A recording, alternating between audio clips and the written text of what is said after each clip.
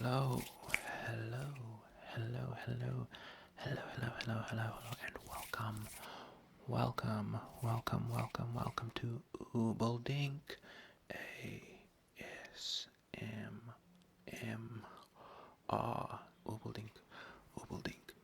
Ubaldink ASMR. Today we'll be doing part two of my little CD collection tour. This is also the last video I'm filming in this apartment with this background because tomorrow the movers are coming to move my stuff out. So very cool, very exciting. All the stuff you're seeing behind me is actually like the last things I still need to like take off and put away. So yeah, fun little tidbit. Anywho, let's just get down to the CDs, my friends. First, we have one of the most important albums. Like, for me personally, I also like it a lot, but just the time that I listened to it in my life was just really important to me. Okay, wait, here's the cover. I'll explain after. It's Listen Without Prejudice, Volume 1 by George Michael, released in 1990. It is his second solo album, and yeah, I just love it so much. The reason why the album cover is in a frame is because I think I was like visiting my parents one day and I just found this little empty frame, this little empty black frame, and I thought, hey, I could just like put an album cover in there and kind of display it, sort of like how people display like vinyl covers. I thought, hey, I could just do that, and then I'll switch out the album cover every however long. I never switched it out. This was the first one I put in, Listen Without Prejudice, Volume 1, and I never switched it out because I just like it. Yeah, I love it so much. It's so, again, it kind of signifies kind of the album, particularly, I guess, Freedom 90, where, the first Faith is just such an iconic, like, very pop star George Michael picture. And he's very present like throughout the music video and the marketing for that album. Whereas with this, like the music video for Freedom 90, which is actually directed by David Finch, I found out recently, is all just models, I think, saying the lyrics instead of like George himself. And then, yeah, the album again reflects that. I think this is from like the end of World War II, like a parade or something like that. But yeah, Listen Without Prejudice, Volume 1. If I remember correctly, there are lyrics and it has another cute message that George like kind of writes. One of my favorite tracks, I mean, Cowboys and Angels is number one. It's a 7-minute epic. It is also, it's like in 3/4, which is like a different time signature to like normal like 4/4, which is cool. It's kind of like a waltz, although you'd have to waltz really fast to it. Now that I think about it, yeah, Cowboys and Angels is just my favorite George Michael track ever, so it's my favorite on the album. But yeah, I mean, I love all the hits. So Freedom 90, as I've mentioned, is really good. Praying for Time is so good. Um, yeah, also like some very like emotional kind of deep tracks. They Won't Go When I Go, Something to Save, Mother's Pride, Waiting for That Day, another huge hit, which kind of hit me specifically when I listened to this a lot in my third year of university. I remember I used to walk around at night. My dorm, they used to be in third year. Basically, they just bought the university. They just bought like this apartment block and converted it to dorms. And so they were like, I think it was like 4 blocks surrounding like a nice lawn or field in the middle. And obviously, this was all like gated in, and there was security and stuff. So it was safe to just like walk around the lawn at like 8 or 9 p.m. And I used to do that so much, just listening to this album. Yeah, so I have many fun memories of just wandering and listening to it. Yeah, probably my favorite George Michael album. It is just so special to me personally, and yeah, I just love it so much. And there were many days in university when I was just like really, frankly, depressed.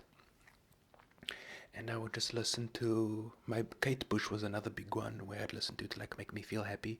So like Heal the Pain, and then there are a few like Kate Bush tracks where I just wanted like Kate Bush and George Michael to tell me that they love me and it's gonna be okay. So like that was like a significant moment in my life where I needed that kind of thing. So yes, Listen Without Prejudice, Volume 1. Next up. Again, similarly to the first video where I spoke for like 10 minutes about Daft Punk, I think that's going to be the longest I'm going to ramble because we can go relatively quick. These next two, one of my other favorite artists, David Bowie. We have The Rise and Fall of Ziggy Stardust and The Spiders from Mars. If we could focus, you can see the little recording red light. And Low, I think I got The Rise and Fall of Ziggy Stardust and The Spiders from Mars. I'm gonna say the full album name every time because I like it. First, obviously, a very iconic David Bowie album has some of his like very popular songs: Moonage Daydream, Ziggy Stardust, Starman. Starman probably should have come first. But yeah, I like this album. It's not my favorite David Bowie album. But I like all of David Bowie's albums because I think he's just so incredible.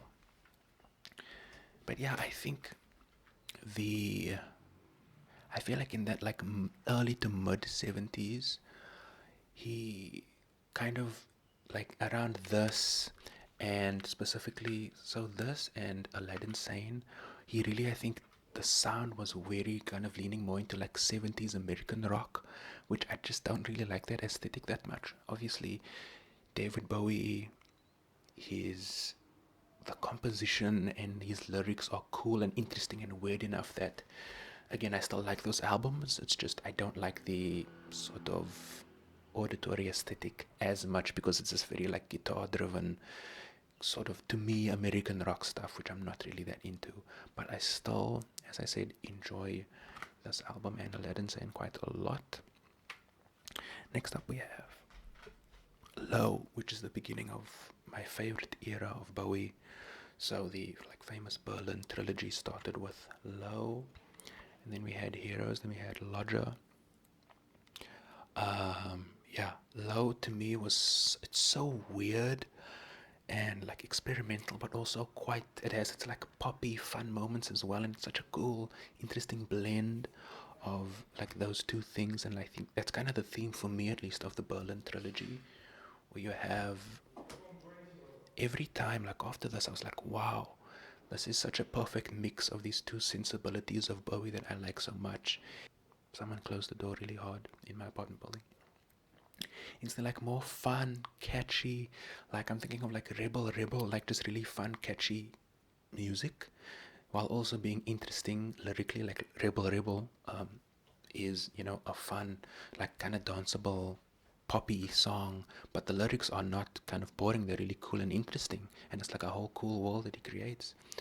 And so it's all that with also the more kind of experimental, like more like synth music, like early synth music, late 70s kind of stuff that was kind of mixed together perfectly in this album.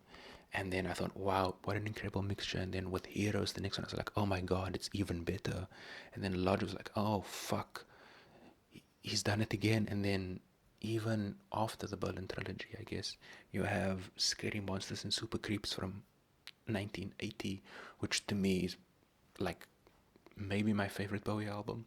But yeah, that run of albums from Bowie is so great, and it began with Low. I'm rambling very much again, but that's fine. I guess that's what you're here for. My favorite tracks, I'll show you over here. My favorite tracks: Always Crashing in the Same Car, Breaking Glass, Speed of Life, such a great intro. My apologies. A New Career in a New Town, and then Warsaw and Art Decade. Like the last couple of tracks are like way more into the kind of atmospheric, kind of dark synthy stuff, which I really enjoyed. Do we have lyrics? Let's find out. We do have lyrics. We also have some great press shots of David Bowie. This looks like a Young Americans era kind of thing, but I guess that was the album before this. But anywho, well, no, it wasn't. There was two albums before this.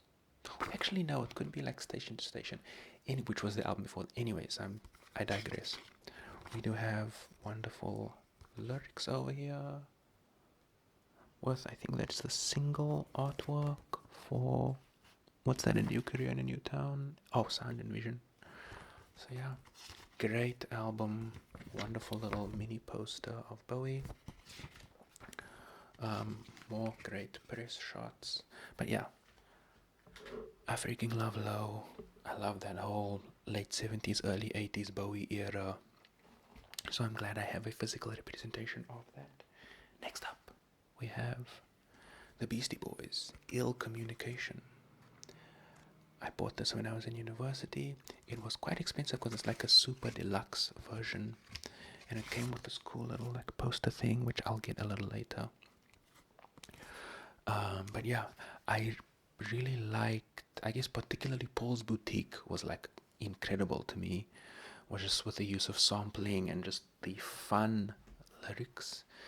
And yeah, and I think I hadn't listened to this album when I bought the CD, but I have since listened to it quite a few times and I really like it. One of my favorites, Heart Attack Man, which is like, because the Beastie Boys were originally a punk band and then they started making like rap music. But Heart Attack Man is a punk song and I like it so much. It's so fucking cool. Also, I think it was used in Bake Off. Whose part was it in Bake Off 4? Fuck, was it D-Funk? I think it was D-Funk in the Bake Off 4 skate video. They used Heart Attack Man and it fits so perfectly with his like skateboarding style and everything. But my other faves, B-Boys Making with a Freak Freak, I love. Root Down Sabotage, obviously a classic, but as you know, I don't want to say the hits, I want to say the kind of deep cuts that I like. Is it Get It Together that has Q-Tip on it? I think it is. And I really like this feature, I really like that song. But yeah, on the inside, we have some cool press shots of the boys and their posse, people that they associate with. Very cool, very great. This is, as I said, like a super deluxe, so there is a second disc with some, remixes and other stuff. I will show you the little like lyric sheet / poster. Here we go. We have this very, very cool image, which, if I remember correctly, back when I was still working like in the office before we were like worked from home, this was like on my little, the like back wall of my desk. I had this up there because I thought it was just such a cool image. And then at the back we have all of the lyrics. Beautiful. It's way too small for you to read probably, but yeah, we have all the lyrics over there. You always love a lyric booklet or sheet with your album, with your CD rather. Next up, my dudes, London Calling by The Clash. This is an album I heard about a lot when I was kind of getting into my music nerdy, kind of internet music nerd stuff. Honestly, one of the least busy music nerds on the internet. That's what I'm saying about myself. But yeah, there's an album I heard about a lot as this like cool, like kind of iconic, kind of post-punk album. And I had actually listened to The Clash's first album, I think from 77 or 76, when I like initially got into punk music. And I listened, it was that and the Ramones debut, which is 76, I believe. So yeah, the Ramones self-titled debut, which I fucking loved so much. It was so like what I wanted out of punk music, so like hard and fast. The whole album is like 20 minutes long and all the songs are so short and like, I mean, honest, the lyrics are very like juvenile, but like so energetic and like it kind of fits the whole aesthetic, and I just liked it so much. And then The Clash, which I thought, oh, okay, kind of the British punk movement. Let's see like where that's going compared to the American with Ramones. I didn't like the Clash's debut, self-titled debut that much. It's grown on me since, but as for like the super like punky stuff, Ramones was just perfect for me. But then with this, we get a completely different kind of thing. As I said, more like post-punk, kind of artsy, different kind of weird, and yeah, a lot like there's a little like reggae stuff. Um, and yeah, it's a double album. Also, the album cover is such an iconic like rock image. One of my favorites. I love the title track. It's so fun. Rudy Can't Fail, Spanish Bombs. Those two are probably my tops. I listen to them so often. Off this album, I mean, Guns of Brixton, but that's kind of, quite a popular track. The Card Cheat and Train in Vain, I also really, really like. Um, Also, Boyo. It is a Boyo. In my mind, I say that a lot whenever someone does something that is not very cash money. And in my mind, I will sing that line from the song. That is a Boyo. But yeah, I don't know why you guys watch these videos. I'm such a fucking fool. I don't think we have lyrics. Do we? No, can't be. Yeah. No, we just have the credits on the inside, which is a little unfortunate, but that's okay. Some pictures as well. But yeah, also another great picture of the band behind the CD. Again, all the CDs are in a CD holder in my car, so we will not be getting commentary on the CD art in this video. Oh my god. We have the two pinnacles of my depressed university sad boy existence right here. Oof. As I said, in university, man, I was like going full I'm a sad boy vibes, and these are like some of the most quintessential sad boy albums. We have The Queen is Dead by the Smiths and OK Computer by Radiohead. Let's talk about the Smiths first, because I have a very specific memory of this album. So my first term, like the first half of the first semester of university, the first couple of weeks I was like really excited and like really into it. Was like orientation week and like this kind of things following up where there are lots of events and stuff, and I was really involved and like I tried to go to a lot of stuff, but then yeah, I was still quite, but yeah.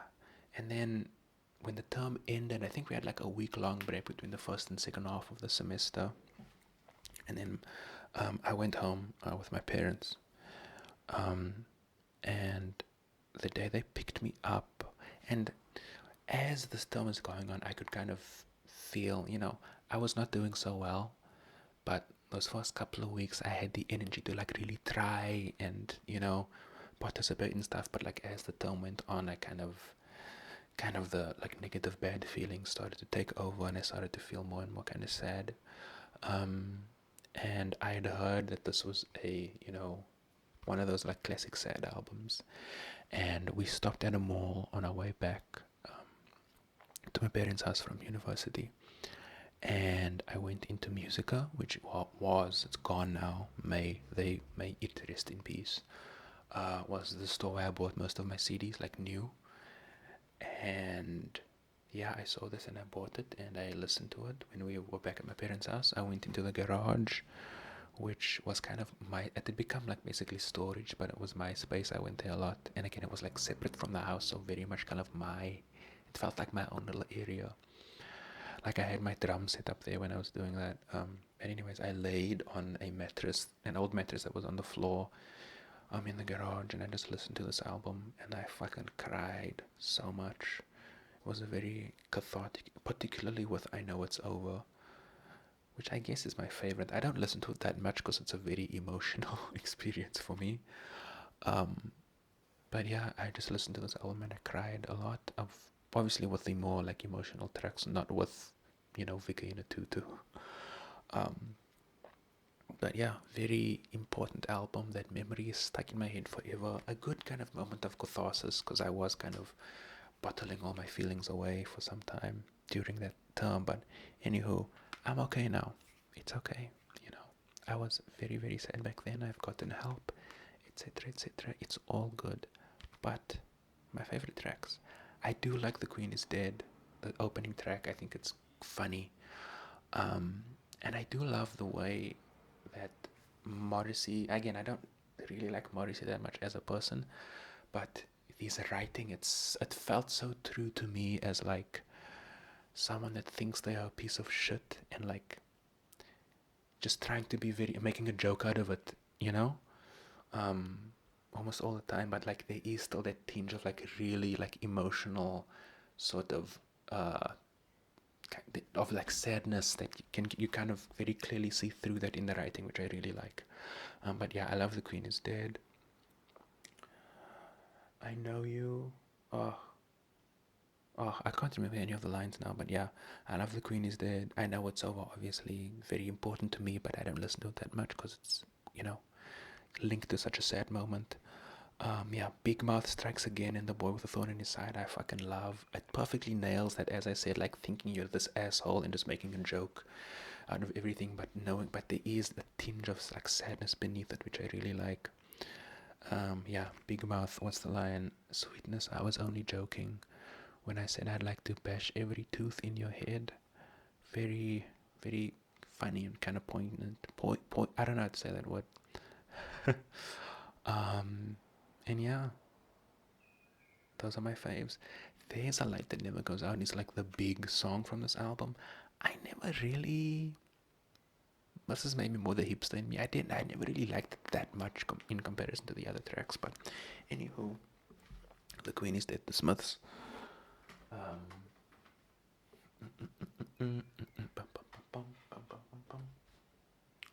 Next up, we have OK Computer by Radio. I will say I have listened to like the other Smiths albums and I like them.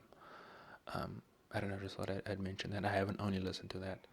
Um, but anywho, Radiohead, OK Computer. I think I got this late. I think I got this in second year actually. Similarly, I was kind of having a sad time, and I had heard that this is like one of those classic sad albums, and I thought, fuck it, let's go. This is the first Radiohead album I listened to, and yeah, I really really liked it. I don't have like a similar story as I do with The Queen is Dead, but yeah, what are my faves? I think the Stars have a lyric sheet. I'm struggling to get it out, so I'm not going to do it, but they are lyrics, trust me. And then you look at the inside because it's a thick booklet, I can feel it. I'll show you the back. Favorites, so No Surprises. I really like Karma Police, and I really like Exit Music for a film. And then yeah, Paranoid Android and some Train Arms Alien. Almost every song I really like. I think it's just the like atmosphere that the album creates is so cool. And Fitter Happier, such a great like mid-album interlude that kind of you know reminds you of kind of the theme, and like it's just so cool. I just really really like it. Yeah, I really just like this album. I got into it. I wouldn't say I'm the hugest Radiohead fan. I like some of the music, or rather, I haven't listened to a lot of their music, but the music I have listened to I've enjoyed, but I haven't like fully gotten into it, you know. But yeah, that Kid A I really liked as well. Kind of a more electronic sound, which I enjoy. Um, Let me get the other albums because we're only at like 25 minutes. Let's just fucking finish them all. I think I have like a few, like 5 or 6 or 7 more CDs that I'm gonna go get, and then yeah, we'll do the rest of this video. Okay, we are back, and we are starting with I think one of the first CDs I ever bought. I think I was in high school. Sergeant Pepper's Lonely Heart Club Band. I don't like this album that much, I'll be honest with you. It just yeah, but this is one of those again, like when like in the like internet music nerd community, it's often spoken about as like, oh, one of the greatest albums of all time. I don't like it that much. Of the same era, almost the same year, I think Pet Sounds is like, to me, so much better by the Beach Boys, because it's like a singular vision. This feels so scattered. And also the Beatles have been kind of spoiled for me ever since I listened to All Things Must Pass by George Harrison, which, again, in my opinion, is better than any like Beatles thing I've ever listened to. That album was so good, and again, it's just George Harrison's fucking vision. And again, speaking of George Harrison, his track is probably my favorite on this album. Within You Without You, I fucking love it. Um, one of my other faves, She's Leaving Home, I think is a nice kind of sadder track. Um,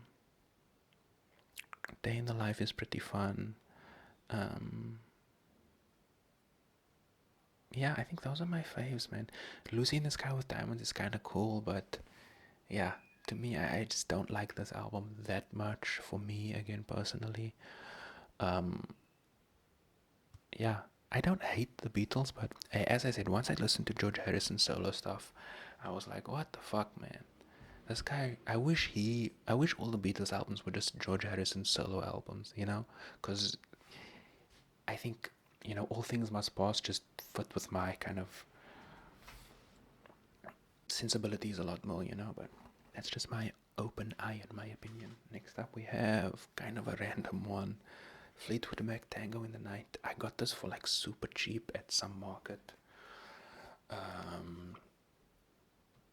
Yeah, this is a very like early, a very, not almost at early 80s, a very 80s album.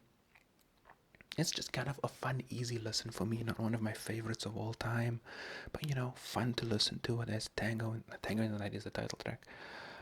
Little Lies is the big one, which I really like. Tell me lies, tell me sweet little lies.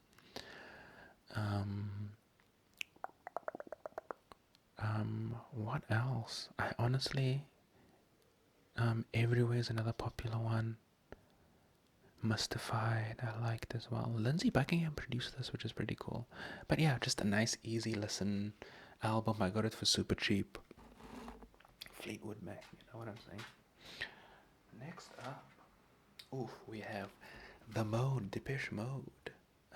The price is still on, yeah, I got it for 40 Rand, which is very cheap. Yeah, Violator.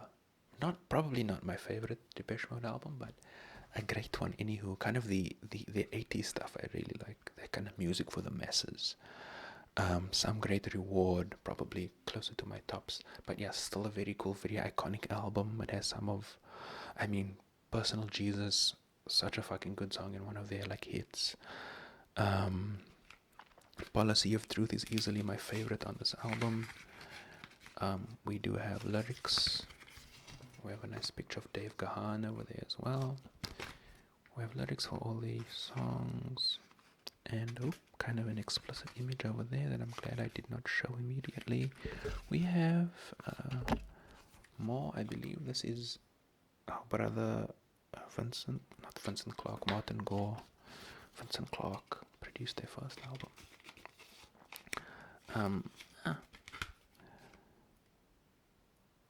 But yeah. As I said, my favorites are probably Policy of Truth. I love all the tracks. This album is just so good to me. I fucking love Depeche Mode, man. But yeah, Policy of Enjoy the Silence, another very popular track of theirs. Yeah, World in My Eyes, Sweetest Perfection. Halo, but yeah, Policy of Truth takes the crown easily on that album. I just love it so much. More classic sad albums. Joy Division, their two albums, Unknown Pleasures, one of the great, popular, iconic album covers, and then we have Closer. You can like see yourself again, the recording like in the reflections. Yeah, similar to the others, very cool, kind of dark, post-punk, kind of sad, but to me it's kind of what I needed when I listened to these in university. And I still do listen to them quite a lot. There are no tracks on the back, but Off the top, She's Lost Control is probably my favorite, and like Interzone from this first one. I don't think there are any lyrics here, not even anything at the back, just white. But yeah, off of the first album, Unknown Pleasures, She's Lost Control, and probably Interzone, and the first track, Disorder, probably my faves. I believe Disorder was in a skateboarding game that I played when I was younger, and that was probably my first introduction to them. Closer, again, simply the track titles, not any lyrics. I love Atrocity Exhibition. Isolation was probably my big favorite.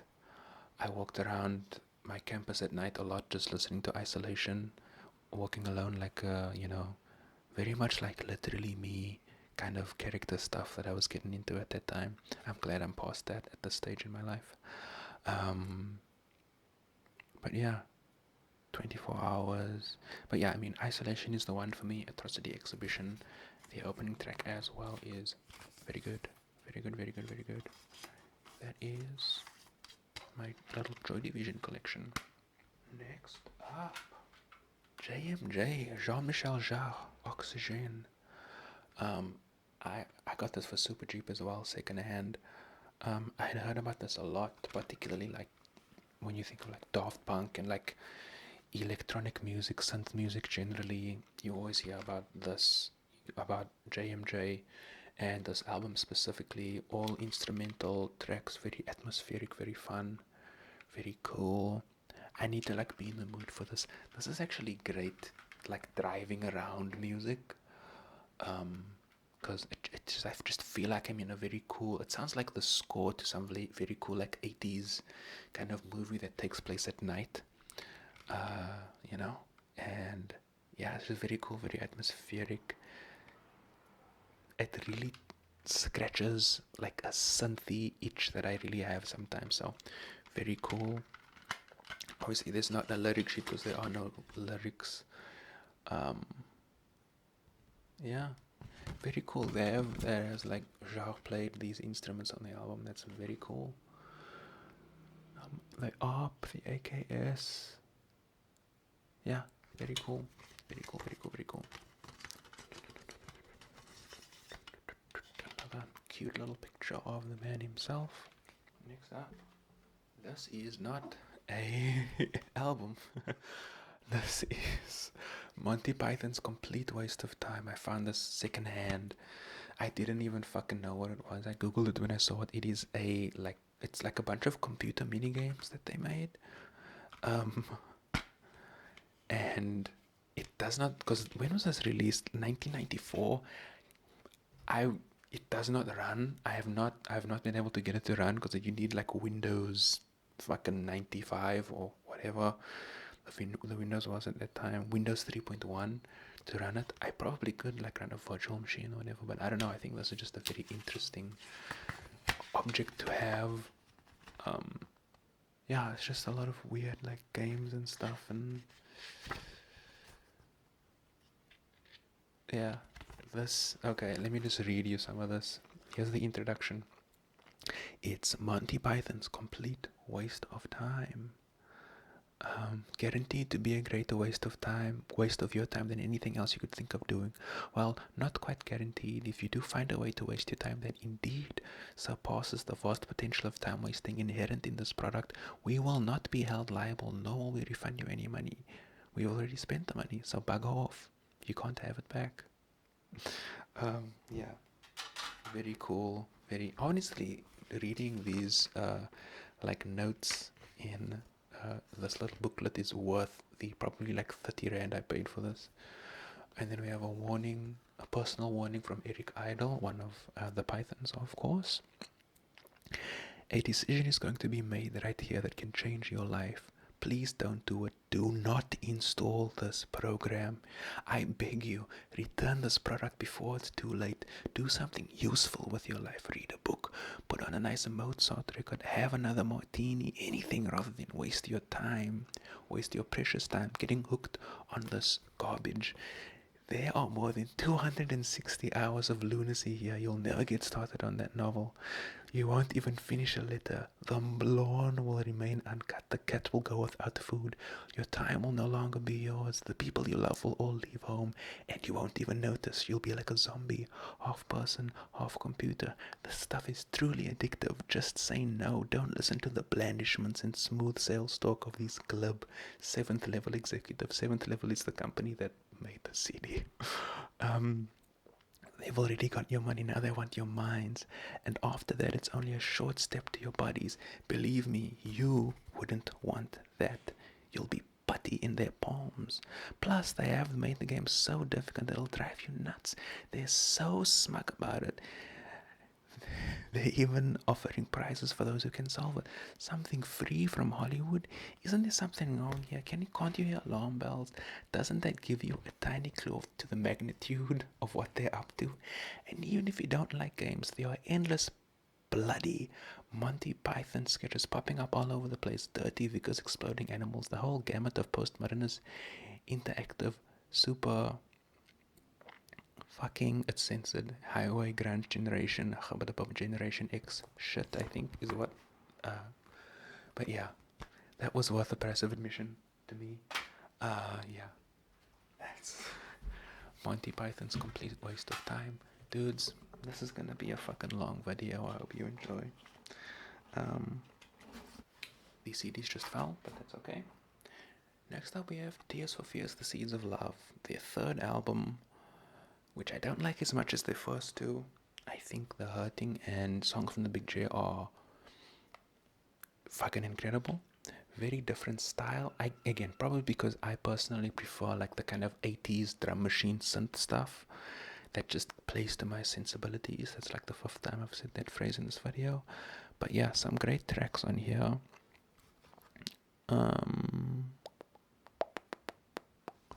My favorite is probably the tracks of Very. That's why I'm rotating it. I mean, probably Advice for the Young at Heart. The first, like, second of Advice for the Young at Heart, where it's just like an open hi-hat hit and then choke. It's like tst, advice. That second is my favorite part of this album. It's so good. I love it so much. But yeah, very colorful, wonderful album art with the boys. We have lyrics over here, I'm sure. Yes, very small printed lyrics. But yeah, Tears for Fears is one of my favorite groups of the 80s. And yeah, as I said, I would obviously rather have The Hurting or Songs from the Big Chair as my physical representations of one of my favorite groups. But you know, this album's pretty good as well. You take what you can get. Next up, we have my student card. Which I'm not going to show you because I look horrendous. I had short hair in high school, and like my first 2 years of university was like the very weird phase between like having short hair and having like my hair the way it is now. So it was bad times. Gladly, I think that's like one of the only pictures that survives of me from that time is my student card. So here you go. Back to our boy George Michael. We have all the. I fucking love this album. 30 Rand. What a bargain. Yeah, one of the things I love so much about George's stuff, even though he only has 4 albums, I think they are so distinct and you can see like the evolution and all the changes, and I think that is just so cool because they're so far apart. We do have lyrics, wonderful picture of the man over there. Yeah, I think this was 95, so Faith was it 86 or 87? I think it was 86. Then you had Listen Without Prejudice, which was 1990, not that big of a gap. Older, I think 95, and then Patience 2004. So only I guess he does have that cover album that comes out in the 2000s, but of like his own material. Only 4, but I love it because of they're so different and so unique. One of my favorites. I mean, the title track, honestly, I love Older. Also, I mean, the hits are great too. Star People, Fast Love, Jesus to a Child. You Have Been Loved is quite nice as well. But yeah, Older is my favorite, and The Strangest Thing I love too. So yeah, another wonderful George Michael album. Last, we have another 80s pop duo member, solo effort. We have Annie Lennox, Medusa. Are these all covers? I think so. Another fucking bargain, 30 Rand. No More I Love You is obviously the big hit off of this one. Do we have lyrics? No, but we do have a very cool picture of Annie Lennox. And we have a wonderful message that I'm not going to read right now, but I'll read the first couple of lines. This album contains a selection of songs I've been drawn to for all kinds of reasons. They were not chosen with any particular theme or concept. I guess I am going to read it. They were not chosen with any particular theme or concept in mind. The method was more by instinct than design. The work undertaken was truly a labor of love for me, and I feel privileged to have been given this opportunity. Very nice little message. Yeah, one of my favorite tracks. The title track is great. Not the title track, No More I Love Yous.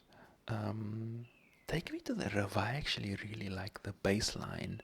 It's so good. I didn't really like it at first, but since like over time, just the bass line, that dum dum dum boom boom, I've loved so much. Don't Let It Bring You Down is probably my favorite. Again, it was used in not Baker 4, but it was Spanky. I realize if you're not into like skateboarding and know anything about it, I'm talking so much gibberish. Earlier I mentioned T-Funk and I'm talking about Spanky, but those are skateboarders. Spanky is this great skateboarder, also for Baker, who had like his own individual part that I think was called Horses, and it used Don't Let It Bring You Down, which kind of brought me. I had known about this album, I had known about No My Love Yous, but it brought me to the attention of, I guess it brought it like back into my mind of like, oh shit, maybe. Because honestly, I kind of dismissed it because I was like, oh, it's just covers. But yeah, Don't Let It Bring You Down, I loved so much. So yeah, that's my favorite easily. We also have Train in Vain, which I mentioned earlier on London Calling. It's a cover of the Clash song. I do not like Annie Lennox's version of Train in Vain on this album. I much prefer the original. But that might also just because I like the original so much and I had listened to it so many times before getting into this album. So, anyways, my camera is giving me the low battery um, sign on the screen. Hey, my camera's battery just died. Well, it was like 10 minutes ago. Now I had to charge it for a bit, but uh, yeah, as I said it, the battery just fucking died and it switched off. Anyways, we just have to do the outro here. Thank you for spending this time with me. Thank you, thank you, thank you. I will also say goodbye to this set because, as I said, I'm moving out tomorrow. And yeah, thank you for watching. Thank you for spending this time with me. I will see you in the next video in a new apartment. I'll see you in the next video. Bye bye.